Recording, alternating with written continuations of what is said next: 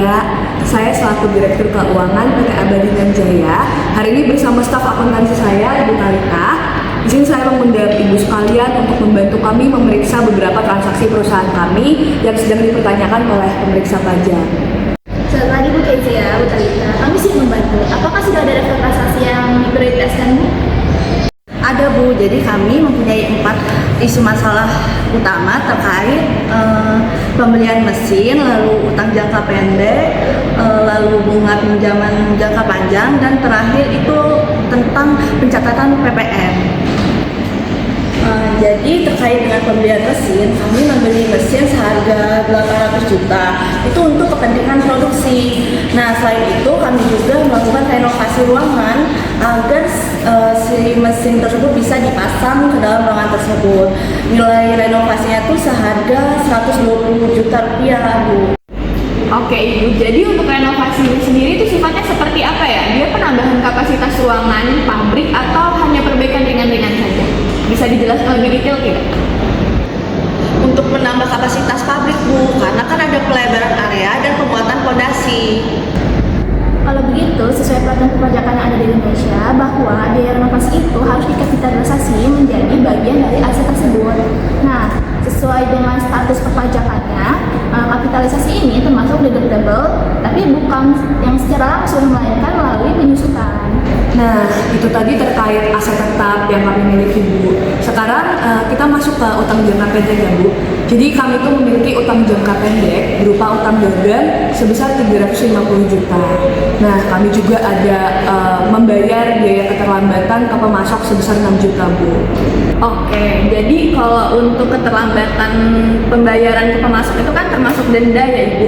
Nah, kalau untuk denda ini emang agak sedikit tricky. Kalau denda ke pemasok itu kan cuma antara Ibu dengan pemasok, tidak ada kaitannya dengan negara gitu. Jadi itu bukan denda administratif dengan negara, sehingga dia sifatnya non-deductible. Betul banget Ibu. Jadi dilihat dari status perpajakannya mengenai utang dagang ini itu tidak mempengaruhi deductible-nya karena biaya itu dicatat saat pembelian. Nah, terkait denda kepada pemasoknya itu tuh juga non-deductible karena denda ini tuh kita membayar dendanya kepada pihak komersial, bukan ke administrasi perpajakannya.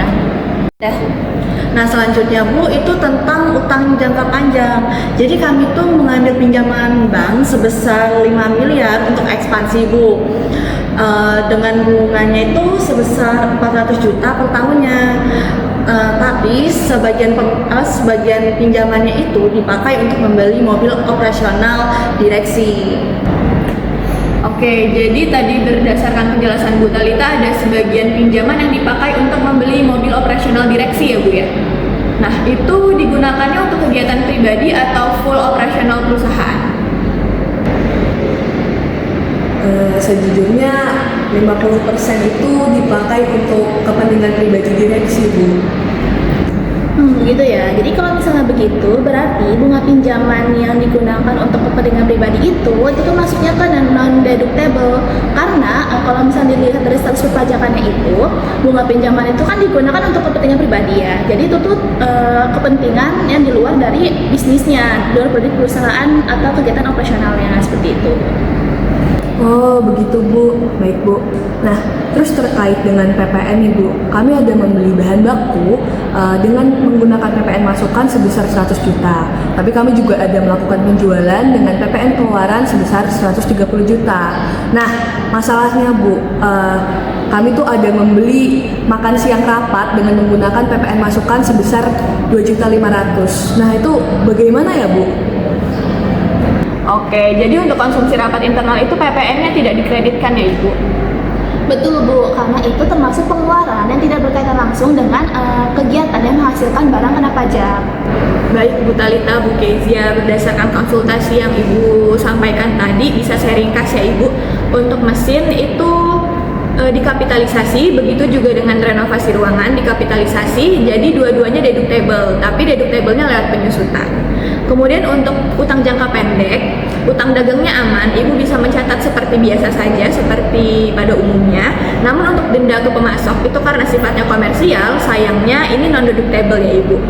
Kemudian untuk utang jangka panjang, bunga pinjaman yang dipakai untuk kegiatan bisnis perusahaan itu tetap deductible, tapi porsi bunga yang dipakai mobil direksi yang 50% ya tadi di-mention itu sifatnya pribadi, jadi tidak bisa kena biaya pajak ya Bu, jadi dia non-deductible. Untuk PPN masukan dari bahan baku itu bisa dikreditkan seperti biasa saja, tapi PPN masukan untuk konsumsi rapat internal itu tidak bisa dikreditkan. Nah, untuk PPN keluaran dan masukannya itu bisa Ibu setorkan sesuai dengan ketentuan. Oke, kurang lebih seperti itu ya Ibu. Nanti kalau semua penyesuaiannya itu sudah masuk ke SPT, harusnya posisi pajak perusahaan Ibu aman. Wah, terima kasih banyak ya Bu ya, Bu Salsa. Kami jujur sangat terbantu Bu. Semoga Bu ya, Bu Salsa sukses selalu ya Bu.